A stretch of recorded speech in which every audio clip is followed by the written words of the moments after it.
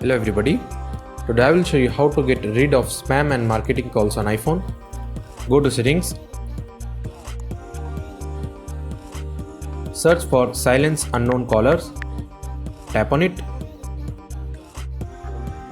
Turn on silence unknown callers option.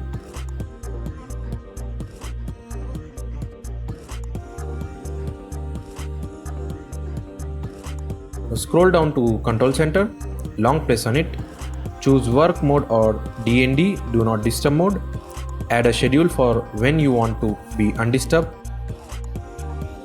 Customize the schedule by selecting specific days and times.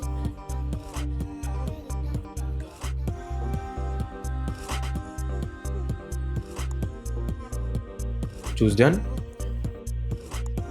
In focus mode settings, there is an option to add important contacts.